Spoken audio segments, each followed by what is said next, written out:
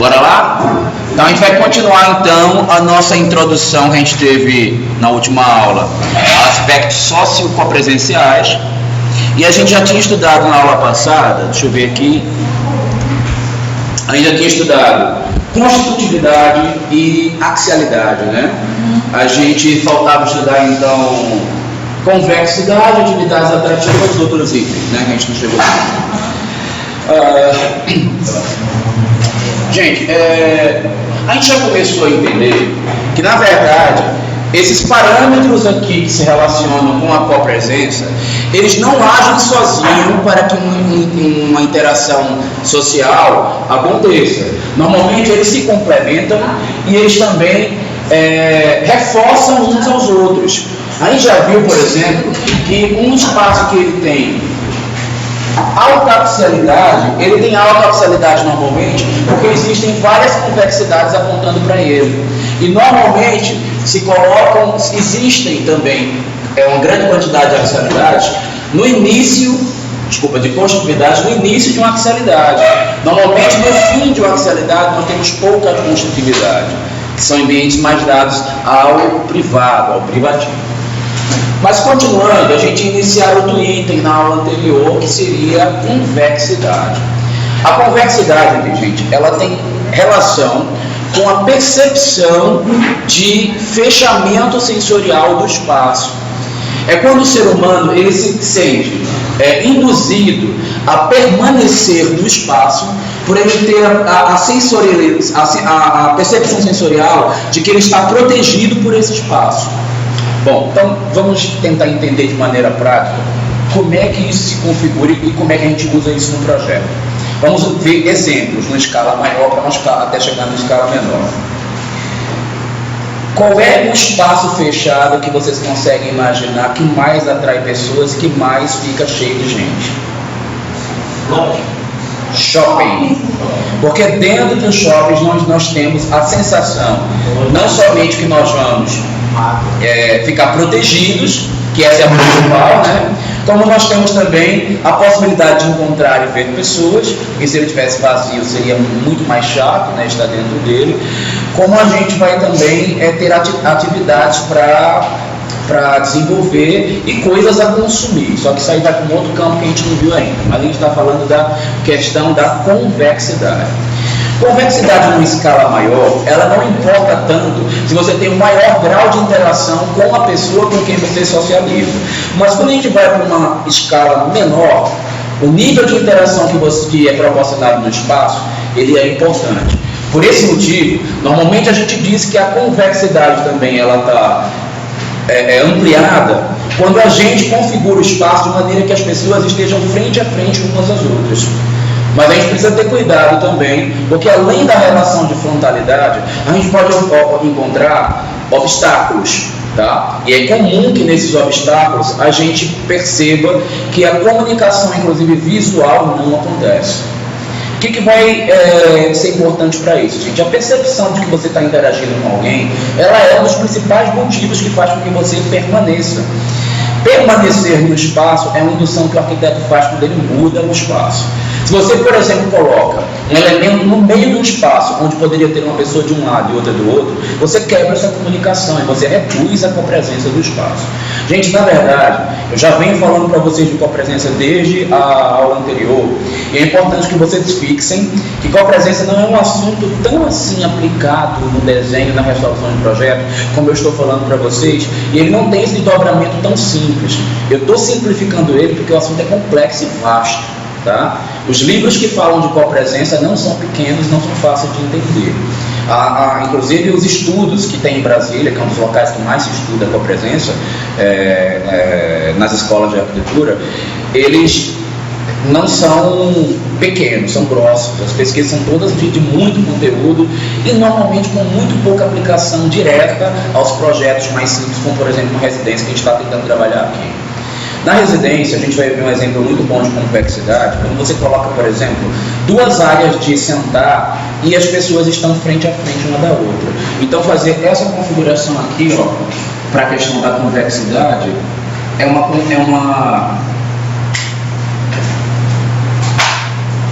situação áurea. dentro do espaço convexo. Por quê? As pessoas vão ficar uma de frente para a outra interagindo. Me perguntaram lá na outra aula, eu falei, pergunta de novo, eu até agora nem lembro direito como é que foi, acho que foi o Moacir que perguntou. Não, então tá errado colocar o sofá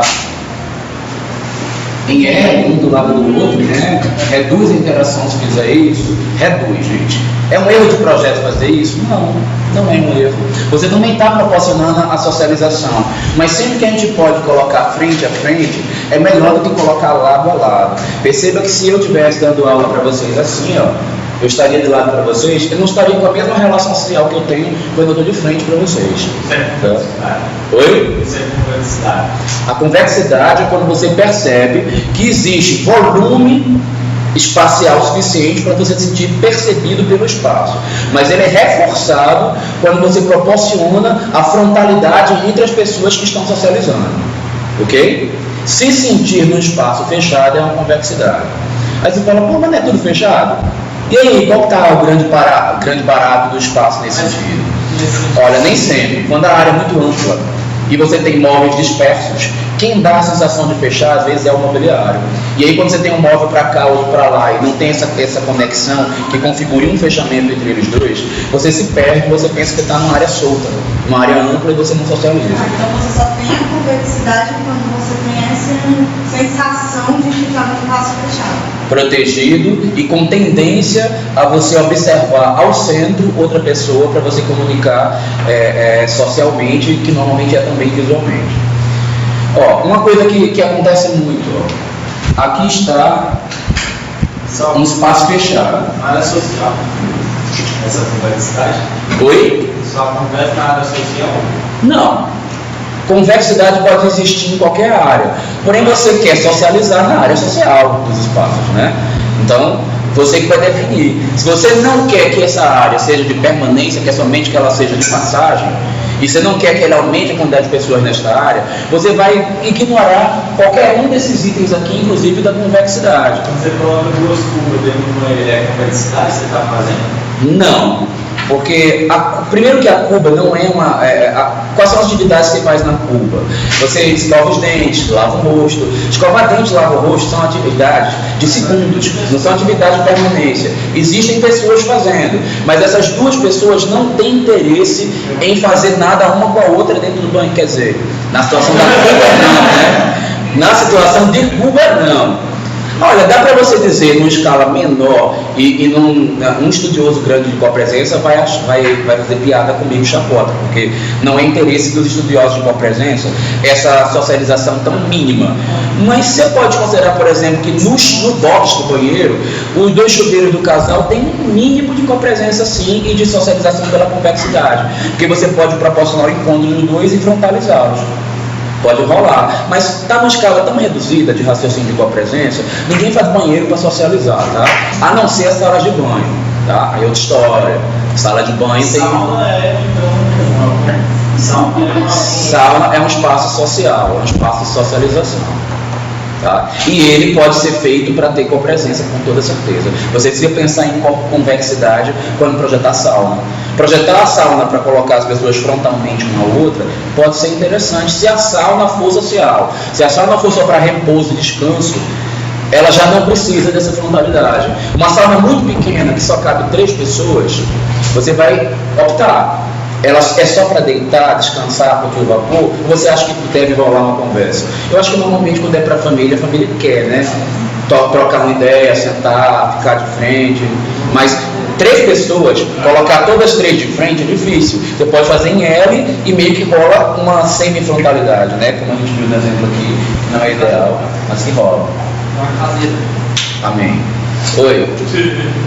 Como é o texto aqui? No espaço onde só cabe um sofá, as pessoas vão sentar uma do lado do outro. Se, de alguma forma, na frente eu colocar um feixe de espelho, vai refletir a imagem da pessoa, pode criar uma convexidade, não? Você se essa sensação de você estar não se cansar de ficar de lado e ver o reflexo da pessoa. Vou devolver a sua pergunta, ver se você vai saber responder. Tu gosta de boate? Gosto. Gosta. O que você quer encontrar quando você chega na boate? Mulher.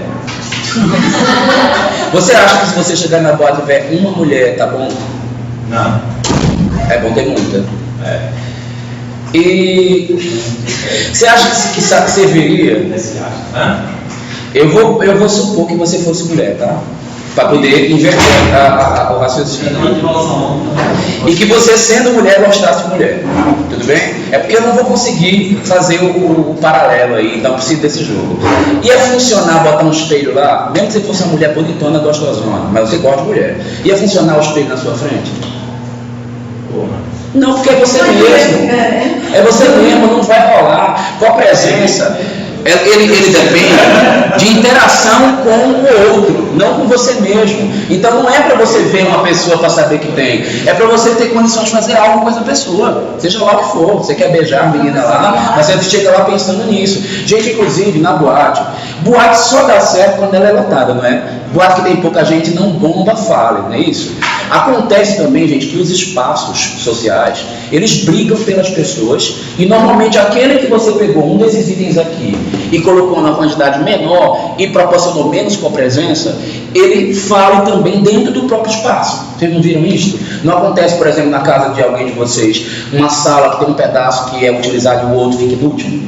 Porque tem algum fator desse que a gente está estudando que não foi bem aplicado naquele trecho e o outro bombou e o outro faliu.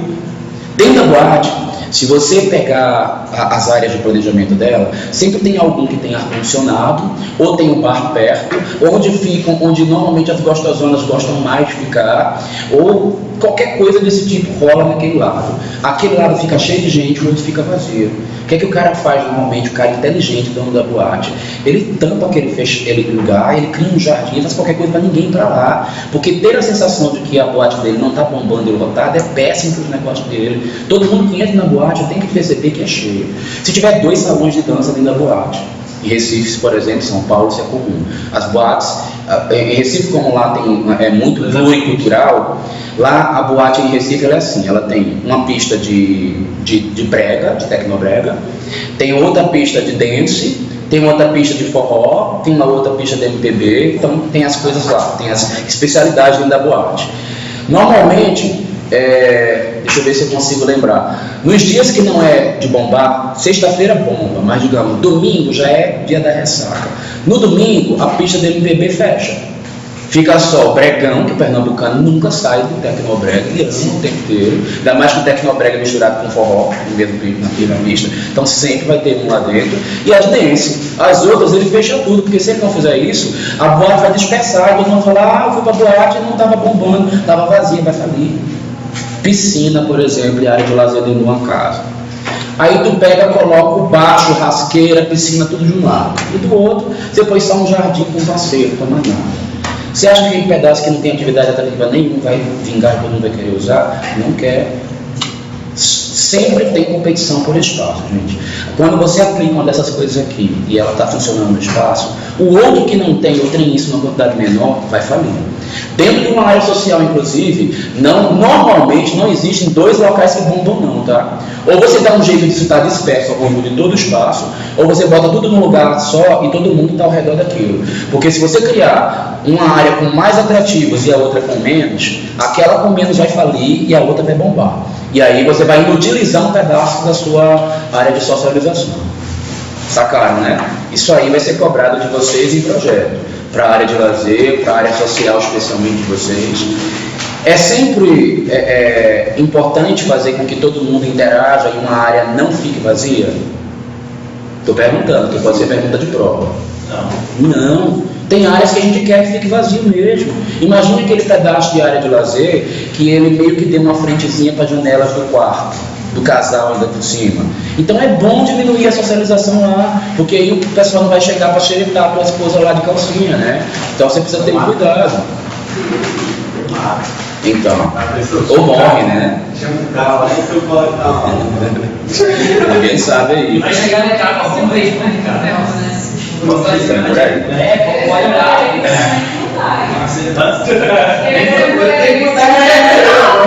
Outra coisa, viu?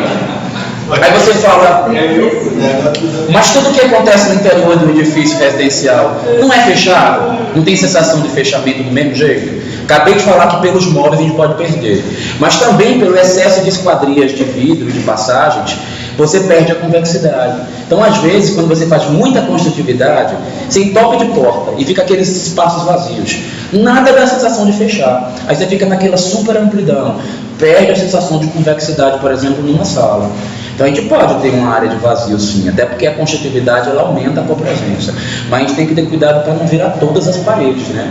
Senão você não se sente protegido e você pensa que não é para permanecer.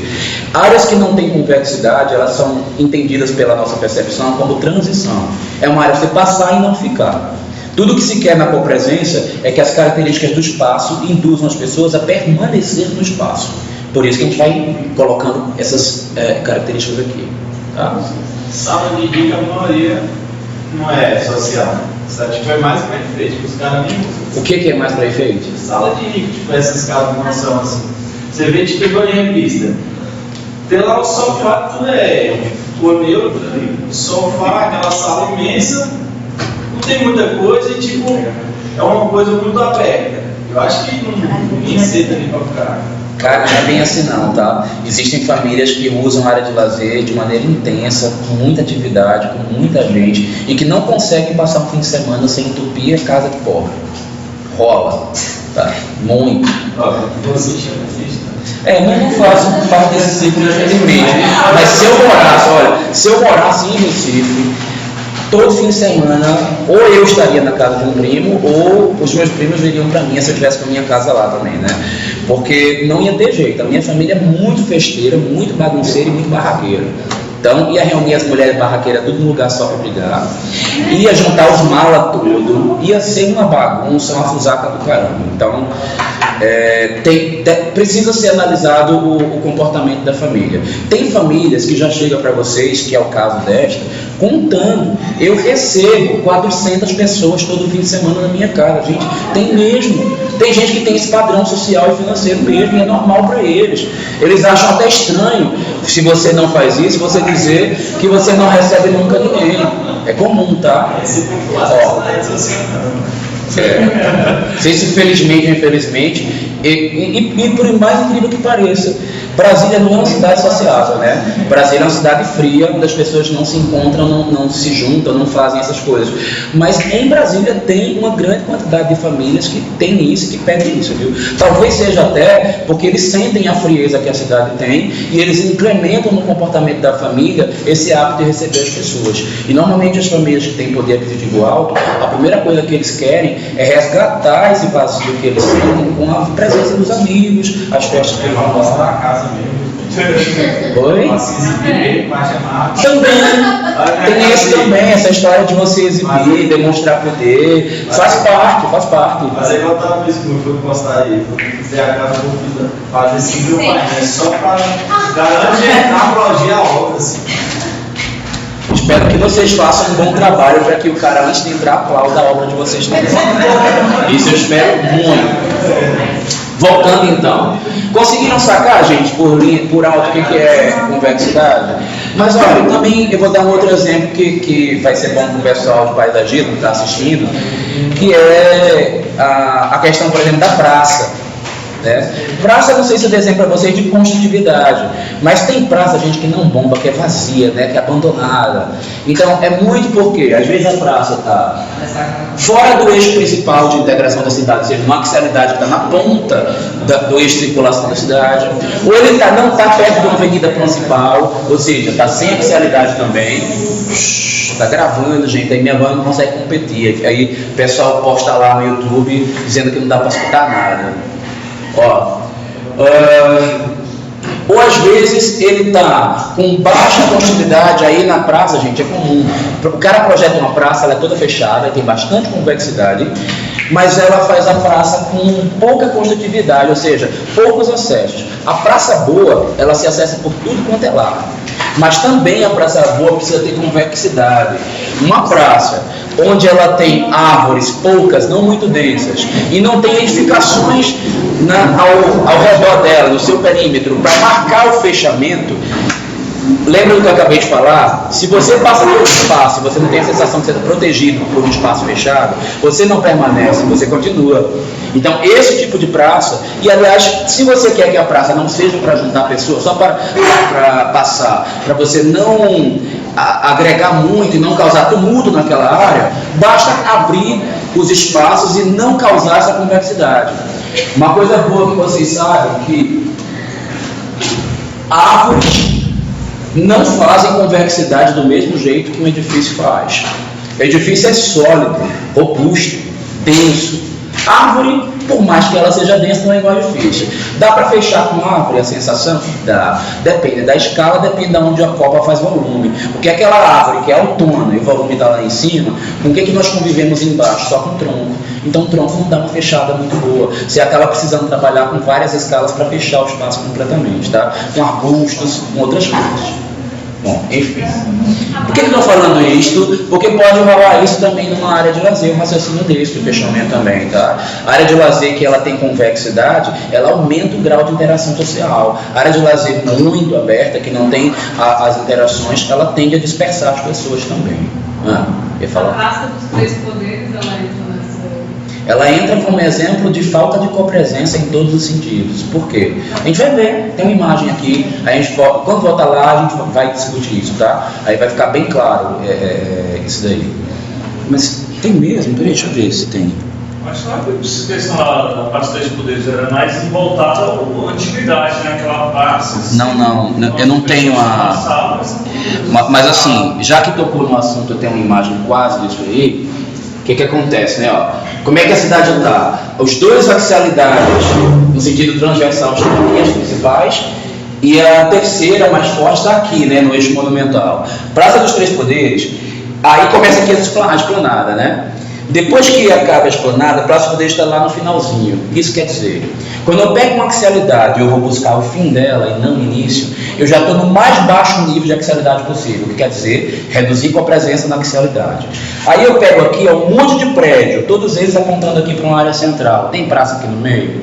Não, tem lá no fim. Então, eu acho que a intenção do Niemeyer era fazer sempre uma praça limpa, aberta, com visual, para ver o pôr do sol, para ver a paisagem, porque se ele jogasse essa praça aqui no meio, ia viver lotado de gente, ia ter gente aqui fazendo tudo, ia ter vendedor no lente, vendendo tudo, doce, cocada, pipoca, sei lá, cachorro quente, ia ser um barato, ia ser uma curtição atravessar aqui. Um exemplo disso é o pequeno espaço que tem na catedral ali, né? O pessoal pega aquele espacinho que tem ali, coloca os camelôs. Já tem uma coisa outra, né? Então, a Praça dos Três Poderes, gente, ele é um espaço simbólico, ele é um espaço para não dar amontoado de gente, porque não foi intenção, eu acho, a minha leitura, né? Porque, para mim, se eu tivesse projetado esse trecho, eu queria vida, eu queria gente, eu queria coisas acontecendo, eu colocaria, mas não foi o que minha mãe colocou. Outra coisa, a gente viu, eu falei de axialidade, vamos falar de construtividade. Todos os acessos de portas aqui que saem do edifício não saem para ela, então ela tem baixa construtividade também.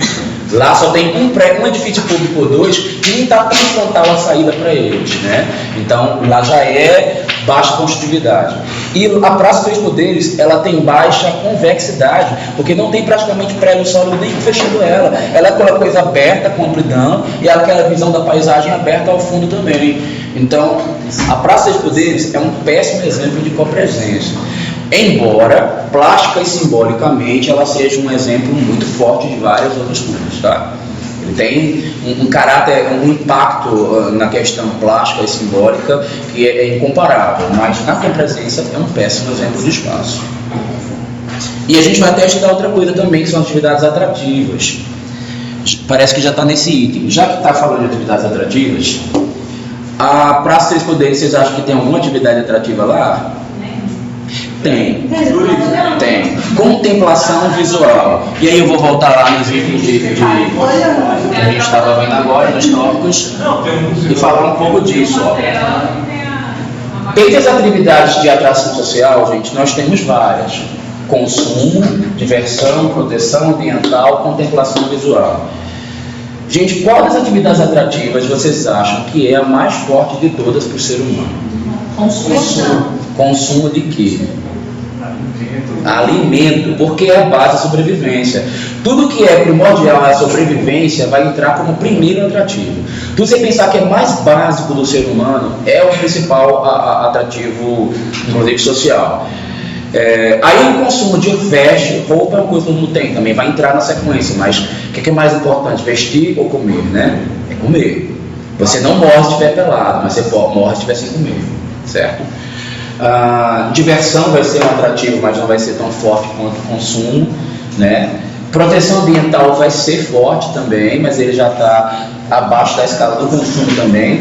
E a gente vai ver contemplação visual. Gente, ver uma bela paisagem, ver um belo monumento, é um atrativo interessante. As pessoas vêm de longe, inclusive os turistas, para fazer isto. Só que ele vem, olha, dura 2 minutos, gostei, tirei a foto, tchau. Ok? Ninguém vai ficar lá 4 horas que não é retardado olhando para aquela escultura, né? Não rola isso. Assim como uma fonte que você bota no meio de uma praça, achando que ela é bonita, que é um atrativo, que vai chamar a gente, chama por alguns segundos. Só que aí a pessoa olha, achou bonita, né? Retardada vai embora, né? Então, assim, uma foto que hoje em dia rola o selfie, né? Ela rola o selfie lá na frente da cascata e tá tudo ótimo.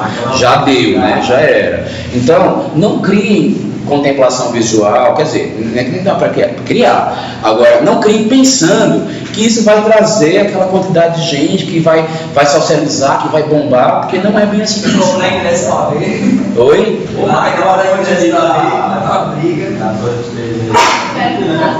Olha, normalmente as atividades de contemplação visual, elas ficam fortes quando aliada a ela tem outras atividades atrativas, tá? Por exemplo, já lá perto da contemplação visual, você bota uma gigante de uma escultura em cima, e aí você bota uma lanchonete embaixo da escultura. Acho que se bombar aquela escultura é ótimo. Inclusive, as pessoas vão passar mais tempo olhando para a escultura, e não é porque são retardadas, é porque não fome, né? Vai rolar um paralelo diferente. Falei já de atividade. Bom, aí, na verdade, gente, esse item aqui não chega a ser especificamente um item. Os espaços tendem a ser mais públicos ou mais privados quando eles têm esses fatores ampliados. Normalmente, quando ele está no início da axialidade, ele é mais dado ao público. Quando ele está no fim da axialidade, ele é mais dado ao privado. Então, normalmente, o que é público na parte comercial? Um atendente, uma recepcionista, um vendedor. Oi? Está no meio da axialidade, quando está numerado, no meio da axialidade. Você falou no fim. Ele está entre o público e o privado, ele está no meio termo. Pô. Eu nem consigo sacar não sua pergunta. Quando ele está no meio, ele ainda assim está mais para o privado do que o público, ok? Tudo que está no início é público. Passou da primeira escala. Seria uma sala de espera, por exemplo, né? Uma sala de espera. Mas você lembra que eu estou falando de atividades, não estou falando do espaço em si. Eu estou querendo pensar o que é desenvolvido dentro daquele espaço, né? Na residência, por exemplo, é mais comum você ter como público estar, né? Jantar, ele já não é tão público quanto está, concorda? É desagradável você chegar numa visita inesperada na hora que você resolveu fazer uma refeição em família e você não sabia, ela chegou. Então você gostaria de estar isolado para só fazer com que aquilo se misturasse. Se você quisesse, se você tivesse, então a gente acaba até quebrando um pouco aquele visual. A gente vai ver isso, inclusive. A gente vai ver, talvez ainda aqui na conferência, a gente vai ver algumas imagens que a gente vai ver, onde vocês vão. Eu já devo ter falado isso em funcional, vou repetir aqui agora.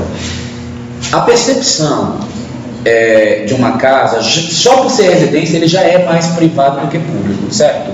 Na malha de integração da cidade, quem é público é a área comercial, é a área de prestação de serviço, quem é privado é a residência. Você tem que andar mais ruas, tem que chegar mais para o fim da axialidade até chegar onde está a residência. Se você botar a residência muito próximo dessa área, que é a da axialidade principal, a residência tem problemas. Tanto que normalmente nas avenidas principais, comércio fica na beira da avenida e a residência fica na rua de trás, né? Brasília tem problemas com a residência que fica na axialidade principal. Quem mora no Eixão não gosta muito. Não gosta muito da fuligem, não gosta da poeira, não gosta do barulho do carro, né, não gosta de algumas questões aí. Então quem fica mais para dentro da quadra gosta mais da situação, porque está mais dentro do privado. Dentro da escala menor que é da residência, a gente vai encontrar dentro do privado quem fica no fim da axialidade, que normalmente é o quarto. A gente acha um meio termo, por exemplo, na cozinha, né? A cozinha ela está entre o social e uma coisa vai começando a ficar privada já. Muito embora a gente saiba que na casa de mineiro essa recíproca não é verdadeira, né? A cozinha é muito mais social até do que a sala. Toda muvuca acontece lá. E lá é legal que lá tem atividades atrativas, certo? Lá você tem, além da socialização, você tem a atividade de consumo de alimento que é forte. Então lá tem uma copresença danada dentro de cozinha. Qualquer casa tem copresença forte na cozinha pelo consumo de alimento. E no mineiro é mais ainda, né? Eu aprendi com meus clientes mineiros isso aí. Não sei se é verdade, mas eles só falavam no espírito. É a proteção.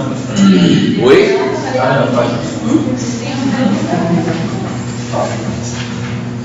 E por conta disso, a gente tem que ter cuidado com a questão da devassidão.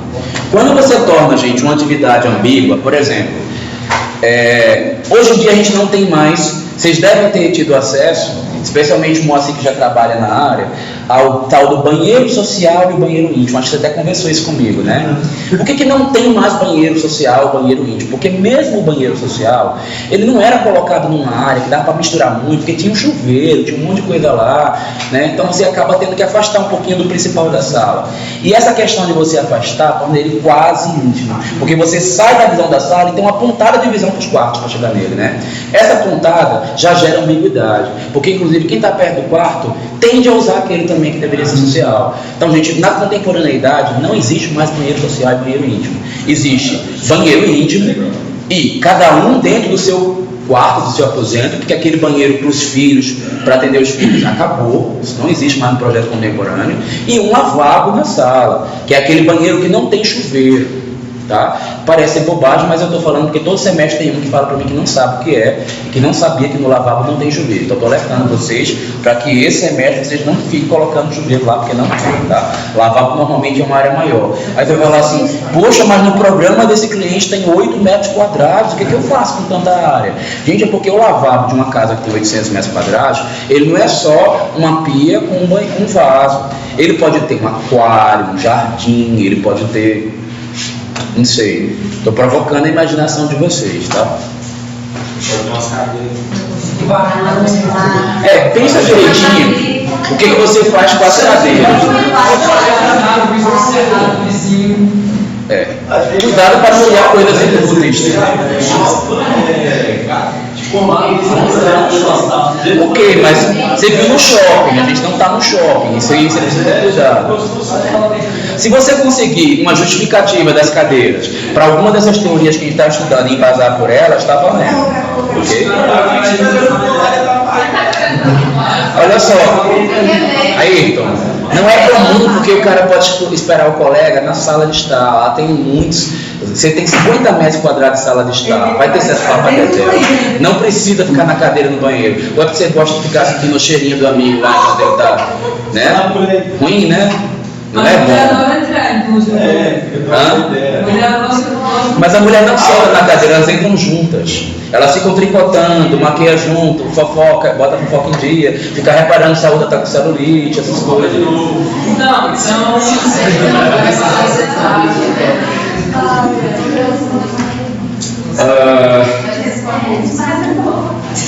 devassidão. Gente, todo mundo sabe o que é devassidão?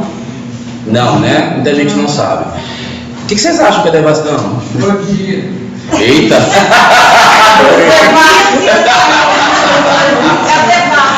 Ó, gente, não necessariamente devassidão tem a ver com vulgaridade, né? Ele deve ter associado ao termo vulgar que a gente fala de uma mulher quando ela é devassa, né? Normalmente se associa a mulher vulgar, mas não tem nada a ver. Mulher devassa necessariamente quer dizer uma mulher que se expõe simplesmente. Se devassar ou devassar o espaço quer dizer expor ele. Então, se você expõe, seja lá de qual forma for, você está devassando ele. Então, o ambiente que é exposto em qualquer situação, ele está devassado. Não na residência, gente, tem várias situações em que a gente não deve devassar. O que é ruim na cozinha? Devassar prato sujo. Você não pode ficar expondo prato sujo na cozinha. Por isso, normalmente, a gente não coloca nem fogão nem pia numa área que dê para você chegar e olhar para ele. O que você não pode devassar nos quartos? Nada. Quem está na sala, gente, tem que estar numa situação que não consiga ter nenhuma visão do que está no quarto. Você tem que quebrar em qualquer situação. Ou com anteparo na frente, ou com uma curva no corredor, de que maneira que a pessoa não consiga ter aquela visão direta. Com qualquer situação que seja, você não pode devassar. E a pior situação de todas em termos de devassidão para a área íntima é quando você abre a porta da sala e você consegue ver o fim lá do corredor e ver o último quarto lá do corredor. Isso tem na casa de quase todo mundo, tá? Mas estou falando porque, graças a Deus que tem, porque vocês vão se formar e vão ter trabalho para fazer, né? Porque vocês já estão estudando e já aprenderam. Porque toda pessoa que mora na casa, que tem isso e que ela tem um poder, melhora um pouquinho o poder aquisitivo, ela sonha em mudar isso, tá? Ela quer tirar, porque... Oi? Como é que acontece? Quando você abre a porta da sala e já olha lá dentro do quarto. Quem é que quer estar trocando de roupa e a pessoa que chega da rua abriu a porta e te vê trocando de roupa? Ninguém quer, né? Eu, por exemplo, no meu penúltimo apartamento que eu morava aqui em Brasília, era desse jeito. Quando você abria a porta do apartamento, você olhava dentro do meu quarto, dentro do quarto da minha irmã, dentro da cozinha, tudo, todos os pontos da casa podiam ser mapeados visualmente da porta da sala. Só com um passo. Na entrada da residência, gente, é comum que exista um hall. Por quê? Nesse hall, ou a gente tem ele mesmo fechado, que você dá a volta para conseguir enxergar a casa, ou no mínimo um anteparo que quebra a visão. Então as pessoas não gostam que ao adentrar a casa, qualquer pessoa que é um visitante, que ainda não foi convidado a adentrar totalmente, esse contato visual imediato. Então é interessante que você quebre a primeira visão através de qualquer elemento para evitar a devassidão na sala, tá?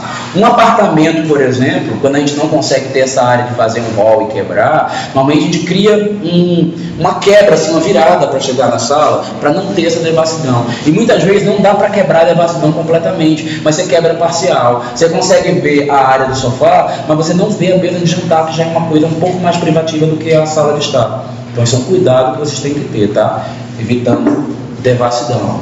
E normalmente as atividades ambíguas é que geram devassidão. Porque quando uma atividade ela é dada ao mesmo tempo ao público e ao mesmo tempo ao privado, a pessoa não sabe para onde ela vai, acaba pegando aquele que era privado e ela passa por tudo para chegar lá.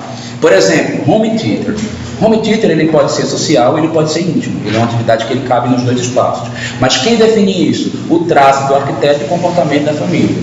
Se a família fala que só assiste filme com a própria família, que é para ele ter um momento romântico, assistir um filme de romance lá só com a esposa e tal, ele não coloca esse home theater lá na sala.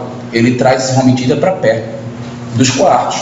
Mas é mais comum que o home theater seja social, tá? Não é comum esse pedido. Então, normalmente ele fica lá na sala, ele não fica tão próximo dos quartos, tá? E se ficar, ele fica antes de chegar nos quartos, para você não ter um risco de acessar visualmente os quartos. E normalmente tem alguma porta ou algum anteparo quebrando essa continuidade, tá? Até porque pode ser que essa proximidade ele gere problemas acústicos, né? Só que a gente sabe que só o fato de colocar um próximo do outro em planta baixa não quer dizer que tenha comunicação acústica, né? A gente pode ter isolamento nas paredes e reduzir o problema, tá? Mas a gente normalmente não faz a situação. Ao ambientes comerciais também tem preocupação com devassidão. Todo mundo que está na hierarquia superior não pode estar devassado. Você só consegue ver a sala de um chefe depois que passou da recepção, passa numa outra sala, ou de alguém que é um assessor, ou que é um cargo imediatamente inferior a ele, ou no mínimo um corredor de acesso para você não bater direto na sala do chefe. Tá? Então a gente evita devassidão em todas as situações que eu estou citando agora, tá bom? Ficou claro para vocês? Vamos ver então isso com alguns exemplos, algumas ilustrações, para vocês fixarem e vamos fazer alguns testezinhos. Gente, na questão da convexidade, é bom vocês entenderem, gente, que teoricamente, eu digo teoricamente porque na prática N situações impedem que a coisa seja tão assim como eu estou explicando para vocês, o melhor espaço para a socialização é o espaço redondo. Por quê? A tendência natural de distribuição de imobiliário no redondo, ela é central. Então, ela é de circulação periférica, onde a tendência de socialização é central. Quando que essa situação aqui não vale na prática? Quando você coloca um elemento justamente no meio. Porque aquele elemento que você coloca no meio, ele quebra a socialização. Gente, colocar elementos no meio, ele configura normalmente a tal da panelinha. Porque eu fico com o meu grupinho, a coluna está no meio, você pega o seu grupinho do lado de lá. A gente não se mistura. Tá? Então, por conta dessa tendência a gerar panelinhas nos espaços, a gente não pode quebrar os espaços convexos com elementos centrais. Isso reduz copresença. Tá? Não só reduz copresença assim, não. Então, o ideal é que os móveis circulam. Numa área dada ou social, é ideal que a circulação seja central, ou seja, que o mobiliário seja na periferia. Certo? Nunca ocupando o meio, a não ser que seja ocupado com um elemento que não quebre a integração visual entre os elementos demais. Uma mesa de centro não quebra. Tá? Você coloca um alante no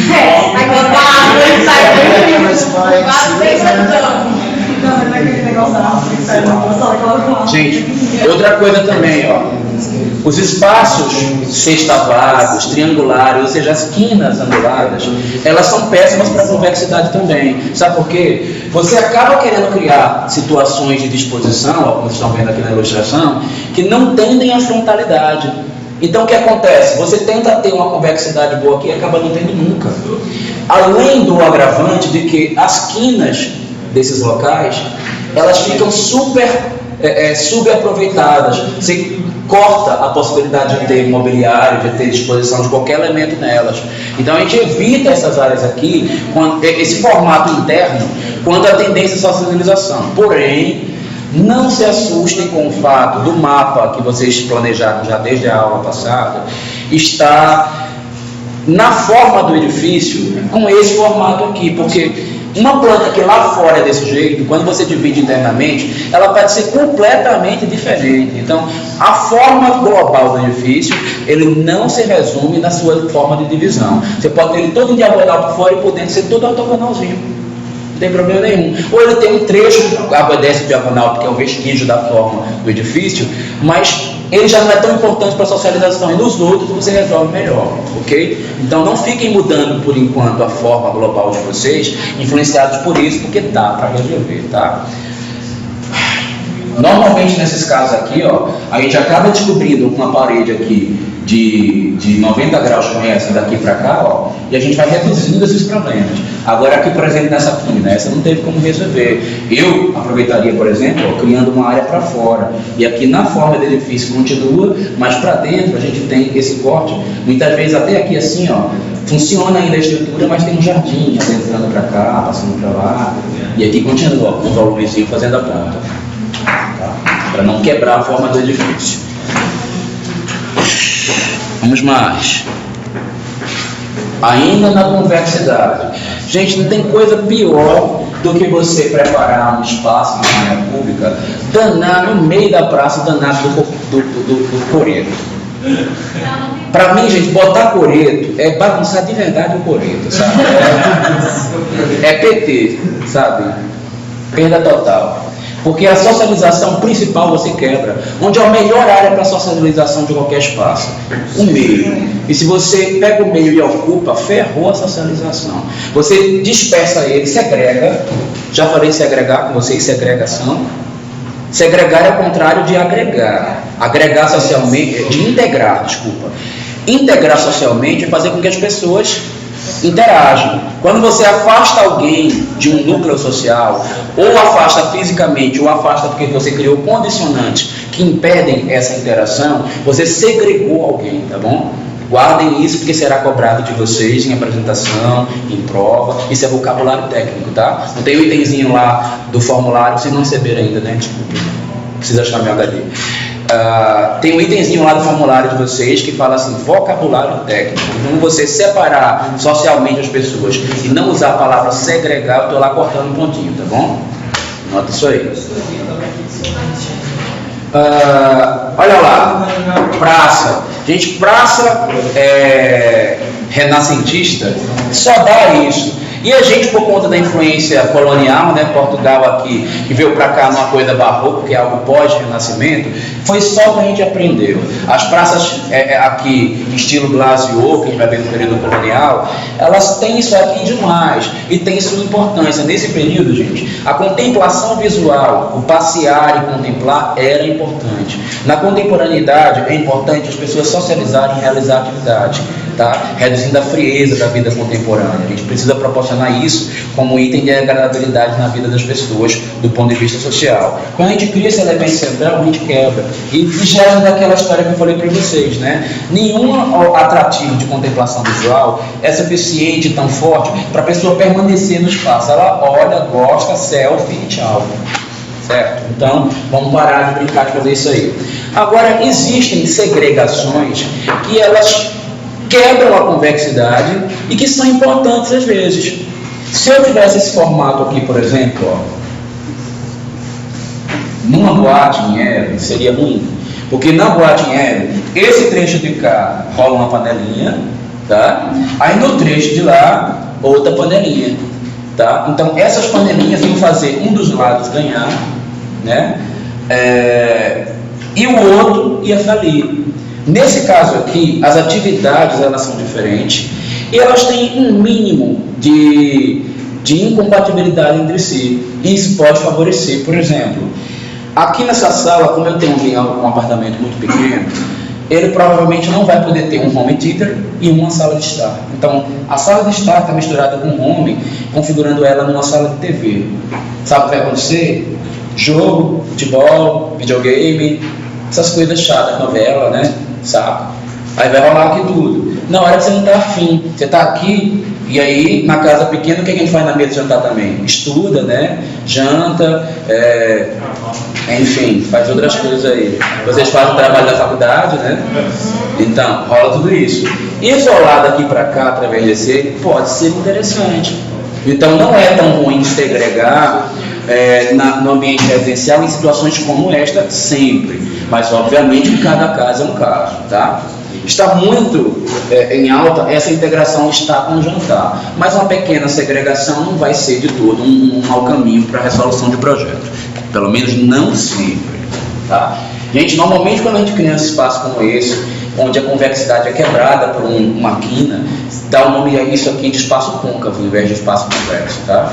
Meu professor dizia que se você cruzar o espaço, em qualquer direção, em qualquer uma delas, o seu traço passar por mais do que duas paredes, você tem um espaço chamado côncavo. Isso era a teoria da tese dele de doutorado.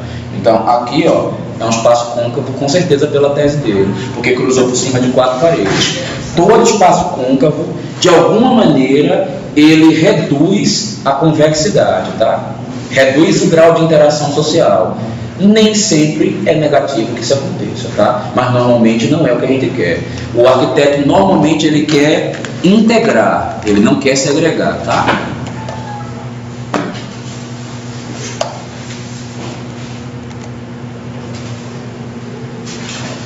Eita, gente, agora a gente tem um ambiente aqui.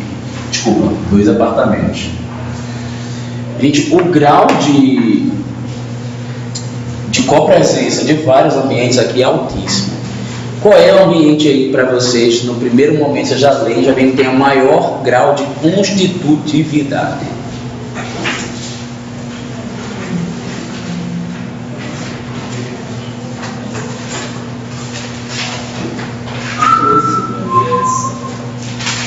Gente, vou dar uma dica para vocês para essa resposta lá no futuro ser muito mais rápido. Primeiro, ó, num apartamento com essa metragem aqui, que é um apartamento enorme para os padrões de Brasília, se o arquiteto não fez uma alta constitutividade, ou seja, uma alta copresença na sala, ele errou o projeto.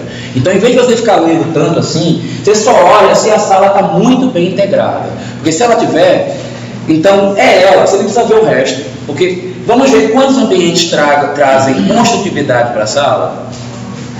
Ó, aqui é a sala de estar, tá? Quem dá acesso para ela? Sala de vídeo, ou seja, home, 1. Escritório, 2. Lavabo, 3. Hall de acesso ao elevador, 4. Varanda, 5. Área íntima, 6. Cozinha, 7. 7, construtividade. Quem é que está com maior axialidade nesse projeto? Aí com a dica que eu dei, mais fácil, né? Porque se o cara não errou o projeto, ele tem que jogar a maior axialidade. Por que ela tem a maior axialidade? Porque dela você tem acesso aos outros. Construtividade está bem ligada à axialidade. Está, porém, toda axialidade é mais forte no início da trama. No final da trama ela vai ficando fraca e rarefeita. Então, a sala foi colocada no início da axialidade. Gente, parece bobagem isso, mas isso é técnica básica e vocês erram, tá? No meio do projeto você pega uma coisa que é dada ao íntimo e coloca no início da axialidade. Ou pega uma coisa que é social e bota no fim da axialidade. Não pode. No dia da apresentação, quando você quiser defender que você melhorou a axialidade, você tem que dizer que colocou os ambientes dados ao social no início da axialidade, colocando os com tendência ao privado no fim da axialidade. Isso é uma boa defesa para a axialidade, tá? Então esse cuidado você tem que ter. E o ambiente aqui que está com menor grau de axialidade, gente, é esse que está no final, ó. Ele está no fim da trama. Então, no ambiente de vocês, vocês podem, por exemplo, defender que para dar uma maior grau de privacidade ao casal, colocou o quarto do casal no fim da axialidade.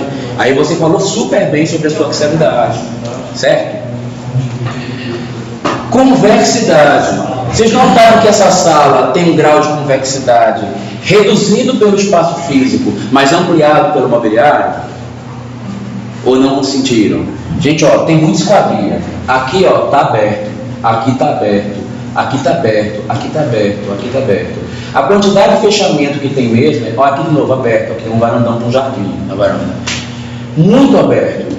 A convexidade aqui, inicialmente, pelo espaço em si, pela arquitetura, seria fraca. Mas o layout reforçou a convexidade quando os móveis foram colocados de maneira a fechar uma área, ok? Então você pode não ter isso na arquitetura, mas resolver de novo na hora que faz o layout. E nessa hora a arquitetura de interiores precisa estar aliada para vocês vencerem a segunda etapa, né? Porque, gente, o que vocês vão perceber é que, via de regra, nós arquitetos, vocês sabem que vocês estão estudando arquitetura, nós não entendemos muito de interiores, né? Muito embora as pessoas pensem que sim. Então, os que vão escolher trabalhar com interiores, vão se especializar e aprender mais profundamente, isto é, se daqui até vocês se formarem já não entrar disciplina, porque os cursos estão mudando, e já tem uma proposta de ter a disciplina de projeto de interiores para vocês, vocês precisam ficar atentos a estes detalhes, porque os arquitetos não resolvem essas questões, tá? E sobra para aquele cara que vai fazer detalhamento, resolver isso daqui. Atividades atrativas. Quem é o espaço que está com a maior quantidade de atividades atrativas?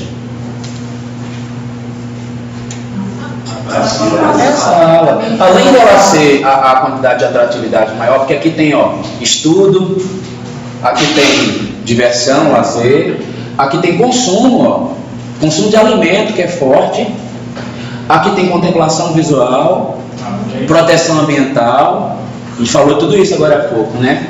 Aqui tem necessidades biológicas, é um tipo de atrativo, né? Isso é uma atividade que vai ser realizada aqui, que você precisa dela e ela é básica, né? Então está fortíssimo, está mais forte do que a cozinha, que tem a maior atividade atrativa da casa, que é a questão de consumo de alimento, né? Porque ela, além de tudo, ainda tem atividade de consumo de alimento na sala de jantar. Então ninguém conseguiu ganhar da sala, nesse caso aqui, por causa da atividade atrativa, tá? E ela acabou sendo um ambiente com maior tendência ao público e essa com maior tendência ao privado, por conta de todas as questões que a gente acabou de discutir, tá bom? E isso tem que estar na ponta da língua de vocês quando for defender a casa de vocês. Vai falar de atividade atrativa, tem que mapear em cada ponto da casa o que tem de bom, o que tem de ruim, o que não tem. Ou faz um texto resumido, que na sala, na cozinha, isso aqui tem isto. Nos quartos não tem, na área de lazer tem esse no bar e na piscina. Fechou. Porque também se só tem 15 minutos para falar, não pode ficar enchendo linguiça demais. Tem que saber ser curto e sintético.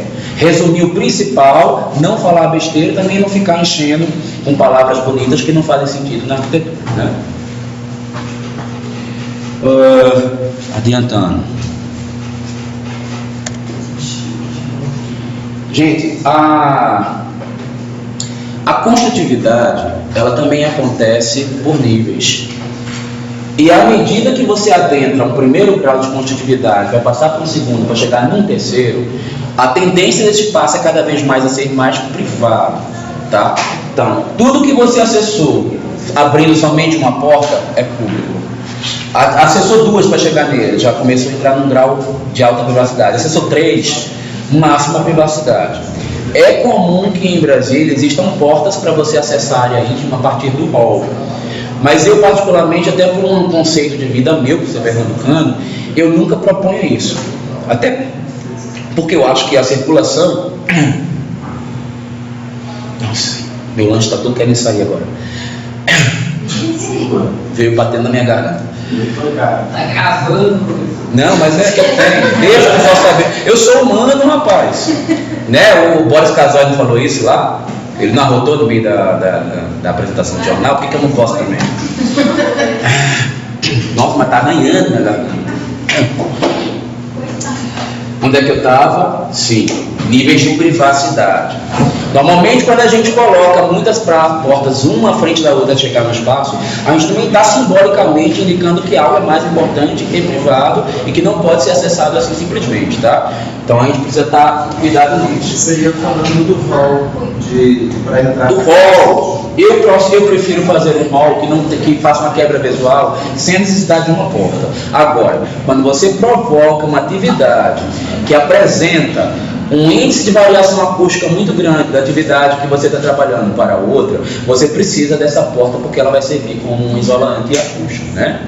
Quando não for este o caso, eu acho a porta dispensável mesmo em famílias como as brasilienses e as famílias do sul, onde elas têm alto grau de exigência por privacidade, tá? Normalmente, gente, eu também estou falando da família que ela tem um poder aquisitivo entre médio e alto, porque a família de poder aquisitivo baixo, ela não tem necessidade de privacidade tão alta. Vocês veem aqui, essas casas que eu estou mostrando para vocês, foi uma pesquisa que eu fiz há 15 anos atrás no Paranoá.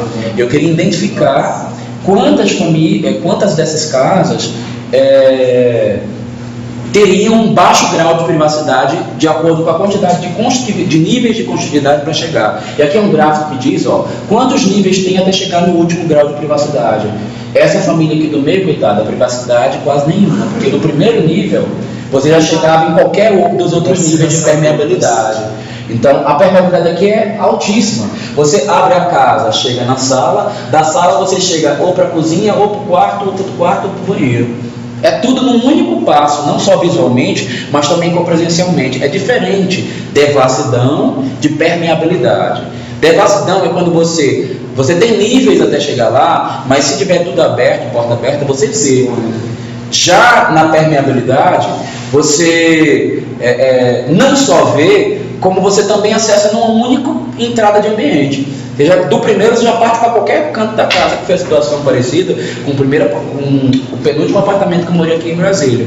Ele era desse jeito, abria a porta, via tudo. Eu não sei o que era pior isso aí, se era, por exemplo, fazer o que essa família aqui fez, cozinha. Cozinha está no fim da axialidade e está depois de você passar, se bem que ela está no primeiro nível ainda de permeabilidade, né? Você chega da sala, já chega direto nela, mas olha o local da axialidade que o cara escolheu para botar a cozinha. Erro de projeto, isso aqui não é bom, especialmente porque isso aqui é o todo do lote, tá? Essa cozinha aqui nesse canto, ela está num beco onde o cheiro dela, a gordura, a única maneira dela de sair da casa é passar pelos quartos. Tá? E neste caso aqui, em especial por esses 2 quartos, porque eles dão para o corredor. Tão cruel a situação. Esse terceiro caso aí, esse corredor central aí para chegar nos quartos e lá na cozinha, o que você acha? Eu acho péssimo, eu estou acabando de falar justamente dele. Pois é. Não pode. O corredor em si mesmo. Então, olha só, tem 2 coisas péssimas. Você chegou, a primeira coisa que você acessa já é a entrada para um quarto, e para você chegar na cozinha, que é um ambiente praticamente social, ele está lá no fim. Cozinha, ele tem uma mescla nas casas contemporâneas, ela é meio social e meio serviço. Porque o balcão gourmet ele já fica integrado com sala normalmente. Cliente, vocês querem balcão gourmet, né? Não está no programa, balcão gourmet? Então um pedaço da cozinha é dentro social praticamente, está os dois lá, um convivendo com o outro. Então a gente não pode fazer cozinha ficar lá dentro do meio, tá? Por mais que tenham as famílias tradicionais e o hábito mineiro e tal, não justifica uma situação como essa, tá? Até porque aquilo que eu falei, que alguém perguntou e a gente estava discutindo, aquela mesona dentro da cozinha para se jantar, esse é um hábito do homem lá da década de 80, tá? O homem contemporâneo, ele quer sala de jantar e espaço para comer, ele não quer mesona dentro da cozinha dele, não, até porque a dona de casa contemporânea, ela acha um saco aquela mesa no meio dela, atrapalhando ela de lá na geladeira, de lá no fogão, dando uma volta grande, circundando aquela mesa gigante. Ela quer praticidade, ela quer mão aqui, pega o que vai cozinhar, mão ali na geladeira, mão aqui na pia, ó. Desse jeito ela tem que resolver tudo. Por isso que o projeto de cozinha tem que ser triângulo, tá? Não é moderno hoje, é aquela cozinha que ela vai mudando e já sai tudo. Mais ou menos, ó. Homem quer comer a casa com os olhos, a mulher quer praticidade na vida dela e facilidade, porque ela já é, a mulher contemporânea ela é muito multitarefa. Ela cuida, ela trabalha, ela cuida de filho, ela cuida inclusive às vezes do trabalho do marido, ela coordena. Tem mulher que faz, de repente a tua não faz tudo, né? A minha fazia. É solteiro, mas a gente deixou. Eu deixei muito. Hoje não tem nada. Passando por um dela. Ó, voltando. Aquilo que eu estava falando, gente, sobre segregação, estou mostrando só a cidade para vocês entenderem. Ó. Via principal, normalmente o que vai rolar aqui? Comércio. Via secundária ou terciária, que a gente vai começar a jogar a residência. Vê que aqui, ó, a secundária está no laranja. A última, que é essa aqui que está verdinha, é que é a área boa para se integrar à residência. Então você tem que ter um bom grau de segregação para chegar nele. E também, andando para as marginais das vias principais, normalmente a gente coloca indústria, porque a gente não pode condensar a indústria perto de residência, né? Então tem esses extremos da segregação: residência ao centro da cidade, indústria à periferia da cidade.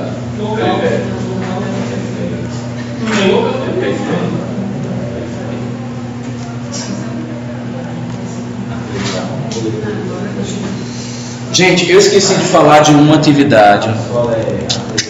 Eu pulei lá no quadro. E é bom que vocês saibam. A acessibilidade, ele é um dos itens da copresença também. Os ambientes que possuem baixa acessibilidade têm tendência natural à copresença. O que quer dizer, gente, acessibilidade? Por exemplo, subir uma escada.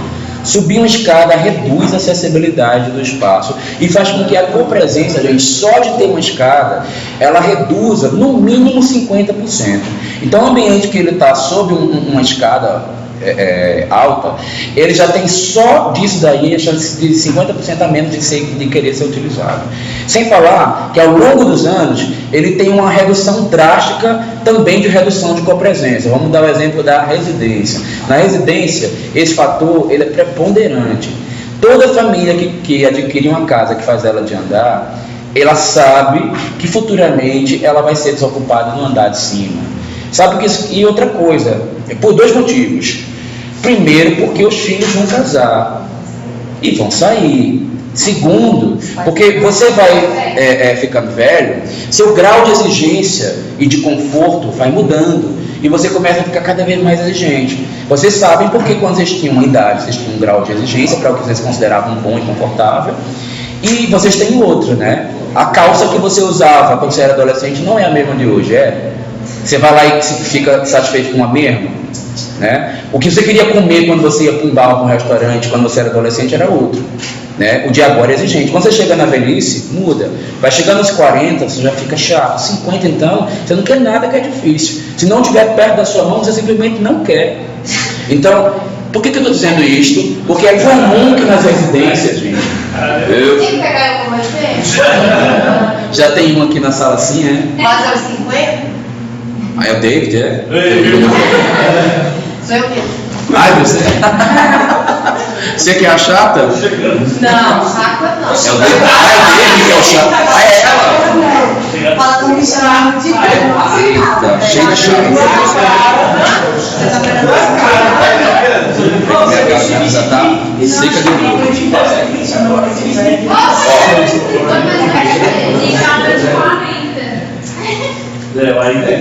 Só que os estudiosos de copresença, gente, eles fazem classificações mais complexas, que eu não vou entrar aqui no detalhe da questão, mas vou simplificar para nós e vou chamar assim. Eles identificam esses elementos que impedem a acessibilidade como barreiras, tá? E as barreiras, elas podem ser, mastigando o assunto, que ele não é assim tão simples, barreiras hards e barreiras lights. Light é um desnívelzinho, tá? É uma diferença de nível, é uma rampazinha. Barreira hard é realmente uma queda abrupta com 1 metro de desnível, ou uma escada para você chegar de um ambiente para o outro. Barreiras hard, no mínimo, reduzem 50% e podem chegar a 90% a 100% de redução da copresença. As barreiras light, elas reduzem 20%, 30% da possibilidade de uso do espaço, tá? Gente, um desnível de 20%, de 20 centímetros de desnível, ele já reduz 30% a chance da pessoa querer usar um espaço. Vocês estão entendendo a gravidade da coisa? Isso quer dizer que se você provoca uma sala, onde, sei lá, a sala de jantar é rebaixada e a sala de estar lá no alto, já é uma grande chance no futuro ela não ser utilizada. Se lembrem que com a idade isso se agrava. Então, você começa os seus primeiros anos de vida na casa, gostando daquilo, depois você toma ódio, vai naquele pedaço da sala nunca mais. O andar de cima, você faz o quarto do casal lá em cima. Casal nos primeiros anos acha tudo bom, mas depois que ele descobre que para tomar uma água ele tem que subir desse escada, primeira coisa que acontece é que ele começa a sofrer são os filhos, porque ele começa a pedir para o filho ir lá buscar, né? Depois o filho enche o saco de buscar água na cozinha, ele sai de casa que não aguenta mais buscar água na cozinha, ele vai morar em outra casa, né? E ele faz a casa dele térrea porque ele não aguenta mais aqui. Ainda tem uma outra história. Você não precisa ficar velho para você ter dificuldade. Primeiro que quando você está velho, vai começando a dar problema de junta, né? Você começa a cair os pedaços, junta tudo, joga fora, vai quebrando, e o joelho primeiro vai embora dessa história. Então, por conta disso, a gente já vai prever que um quarto que está lá em cima, ele tem um problema de acessibilidade. Uma pessoa não chega idosa, uma pessoa que machucou, quebrou a perna, sei lá o quê, ele vai para o quarto como? Toda casa, gente, todo edifício residencial, ele precisa ter o quarto do andar de baixo. Quando você não quer projetar o do casal de cima, dica que eu dou, projeta um quarto de casal para hóspedes embaixo, ou de um filho, ou seja lá de quem for, um filho lá, o especial, que é mais espaçoso, faz grande, porque eu tenho certeza, um dia ele vai ser o do casal. Se for você dono da casa, um dia ele vai ser o teu quarto, porque essa é a tendência natural de toda a casa. Você faz tudo lá e tem casos, inclusive, das famílias que tem um quarto gigante, mas por uma questão de não querer gastar ou estar passando por um problema financeiro, sei lá o que for, ele acaba ocupando o quarto da suíte da empregada, porque era o único que tinha embaixo, quando foi projetada a casa. Então, para não acontecer isso, gente, o quarto de baixo, ele é fundamental para a longevidade da permanência da família dentro de uma casa. Porque os andares de cima podem ser desocupados, mas a vovó feliz pode trazer os netos de volta para o quarto de cima, né? Então isso também já facilita a longevidade, né? Então pensem bem nisso. E também pode colocar elevador, né? Tem muita casa. Pode, só que aí, no ponto de vista de copresença, o elevador vai resolver, mas no aspecto financeiro, você vai trazer um problema para a sua casa. Porque tem elevador que custa o preço de uma casa. Ele sozinho dá para fazer outra casa. Então, compensa ter isso nessa casa. Mas aquele manual. Se abre na casa do 8 andar. O que aconteceu? Se abre pra gente ir. Sim, estou me abrindo nesse momento que eu estou relatando a história. Sim, eu estou falando do senhorzinho que quebrou o joelho, do filho dele que ficou deficiente porque sofreu um acidente de carro, dos senhores que já viviam 30 anos naquela casa e hoje em dia eles têm 60 anos e não tem mais saúde para subir a escada. Eu não tenho problema nenhum ainda, mas os meus clientes e os de vocês terão. E a gente tem que ser sensível a todos eles. prever a acessibilidade. Nós vivemos um momento do design universal. Nós projetamos para que qualquer ser humano utilize a nossa arquitetura. Então a gente não pode criar um espaço que só quem é perfeitamente saudável possa utilizar. A gente tem que pensar nas minorias também e privilegiar elas. E as pessoas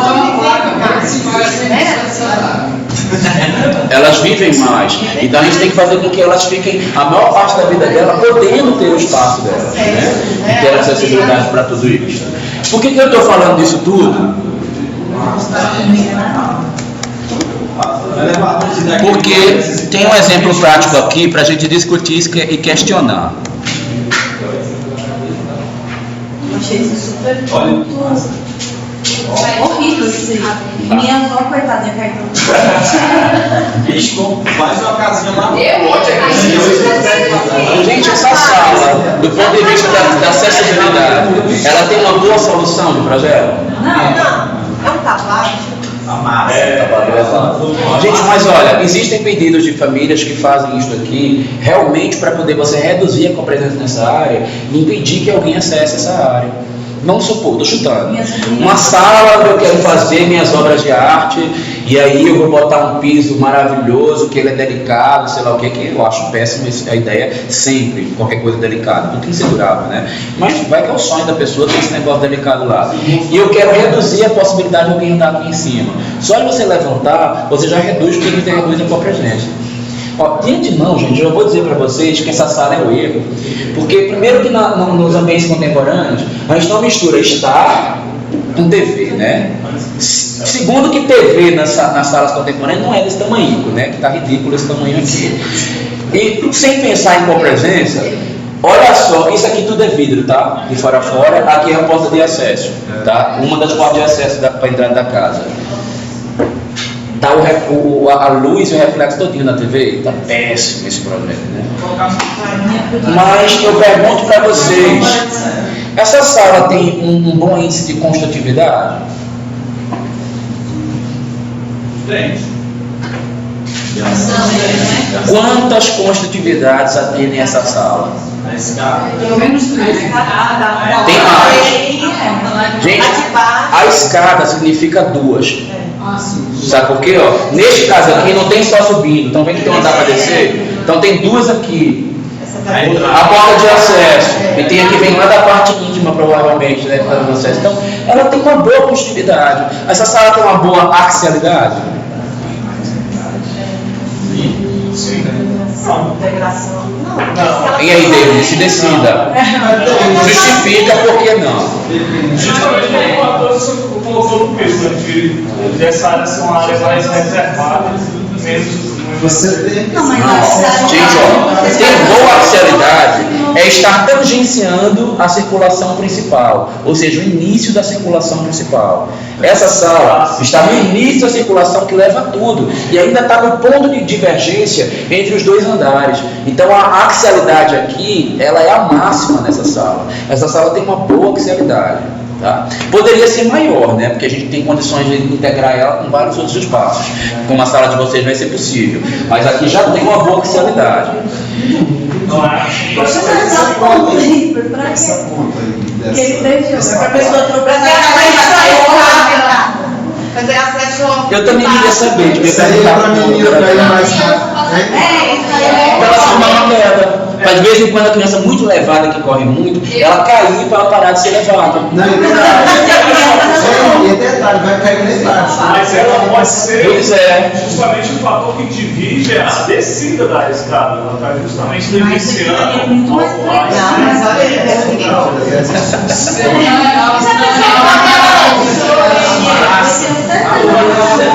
Ali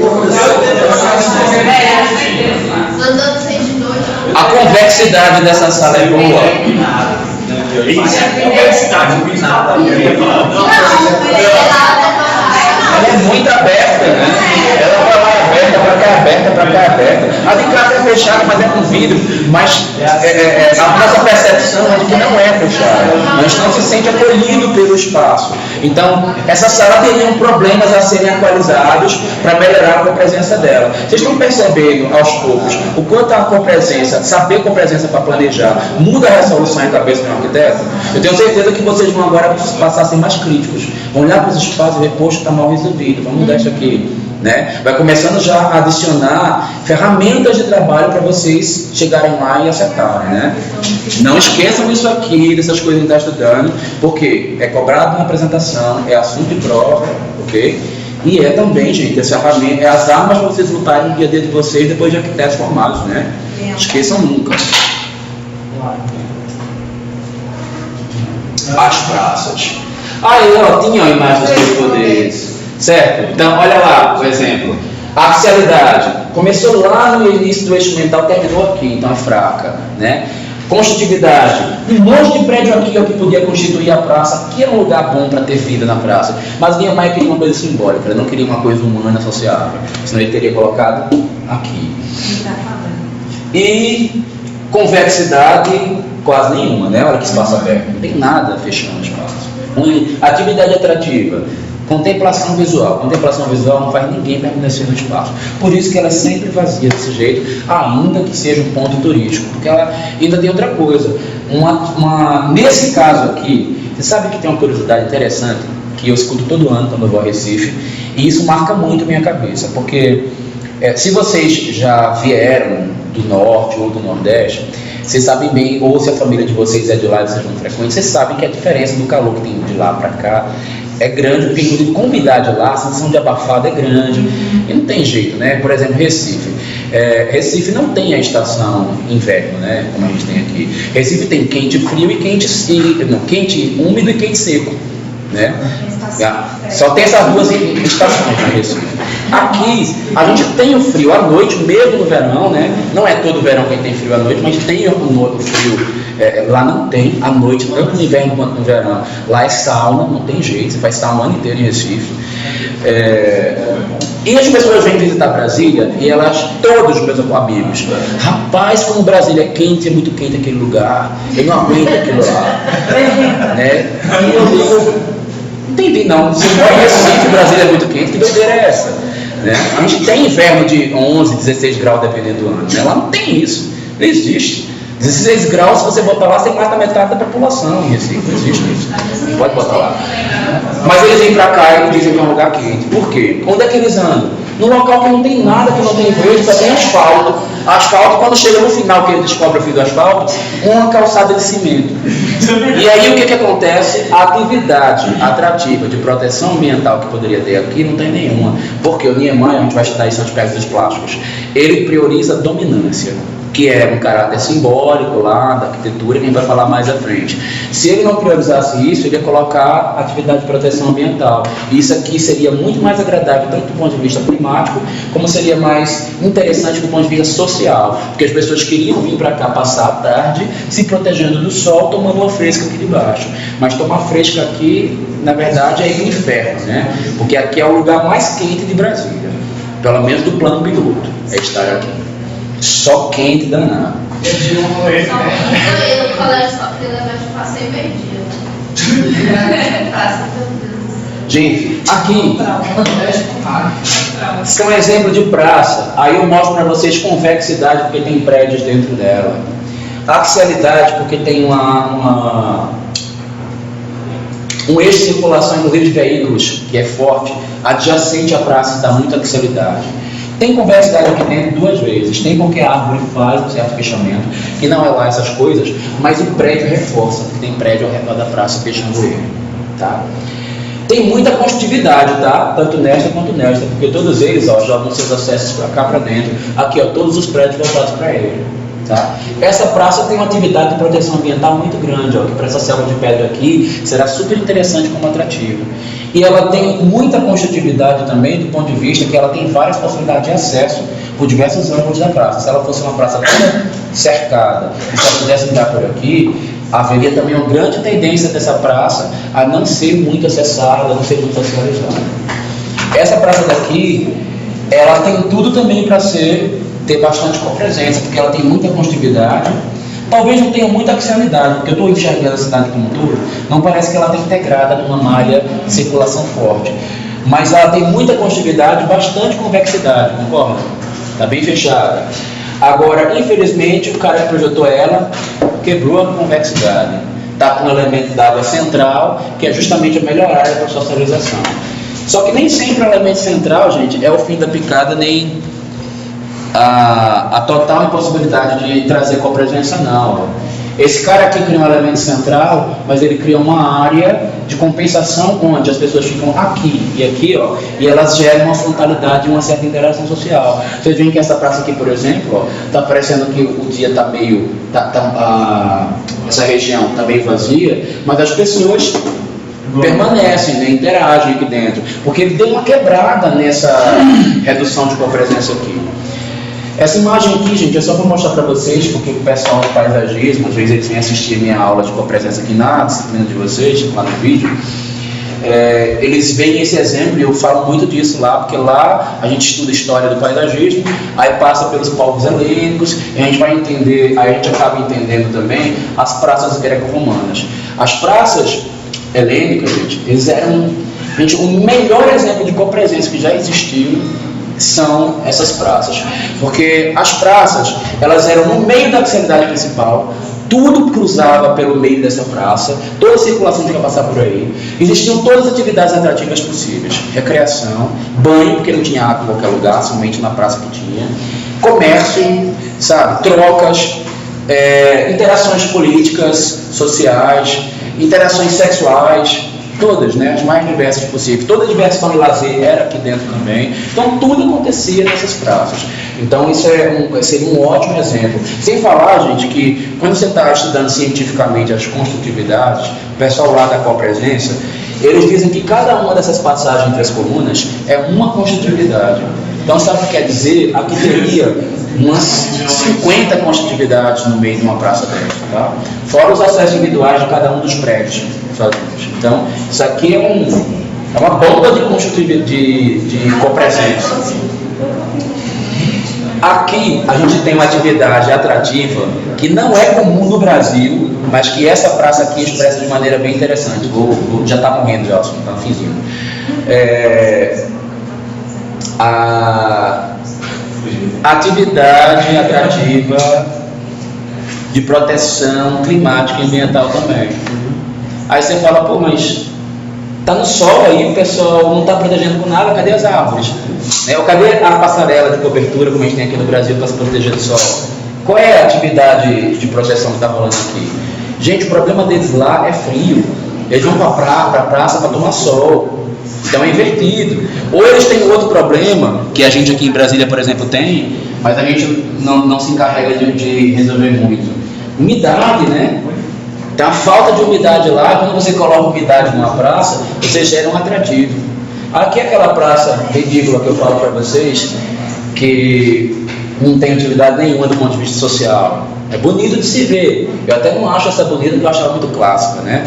Parece que você introduziu um elemento lá da Roma antiga no meio de um condomínio moderno contemporâneo. Mas enfim, muita gente vai achar bonita a configuração. Mas para socializar vai ficar igual vocês estão vendo aí no desenho, na foto, sei lá o que é isso, acho que é desenho. Os dois banquinhos para lá, mas ninguém socializa, porque tem uma coisa bem no meio impedindo a socialização. Esse espaço aqui está vetado de permanecer vazio, porque ele está mal projetado do ponto de vista da convexidade. E não pensem que fazer acessibilidade, convexidade e axialidade baixa é ruim em qualquer espaço público, não. Eu quero acreditar que nessa situação aqui da imagem, ó, essas escadarias aqui, ó, que reduziram a acessibilidade, elas estão de propósito induzindo o transeunte a circular por fora da área que é restrita ao acesso dos prédios, para fazer com que o fluxo principal fique aqui e aqui em cima fique mais livre, mais limpo.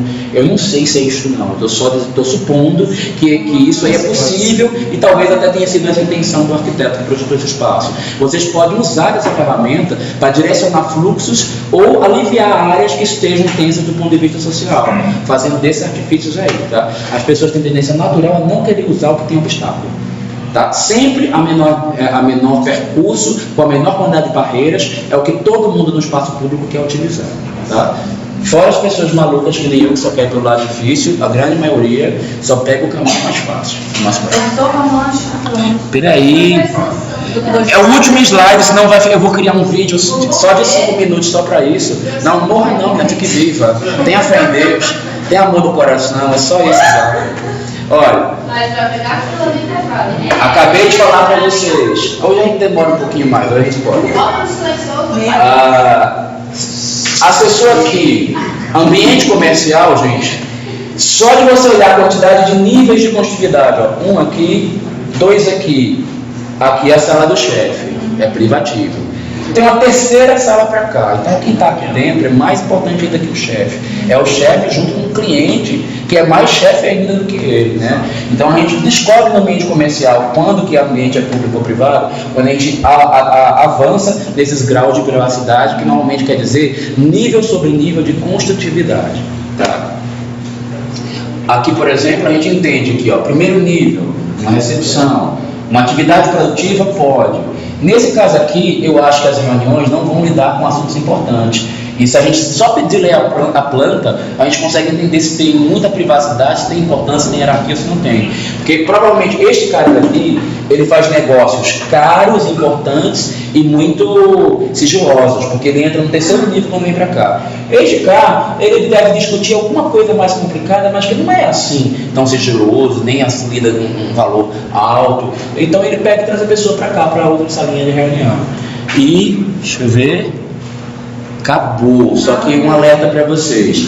Como esse assunto é o que é mais difícil de entender, de maneira bem simplificada, tem um texto que eu fiz aqui para a turma até de design, nem era para a turma de arquitetura, um texto para complementar para quem vai estudar para a prova, porque normalmente vocês tomam conta da prova mais com a questão com a presença e com o aspecto plástico, que são os dois mais difíceis, tá? Então por isso que eu fiz um texto escrito bem longo para vocês estudarem.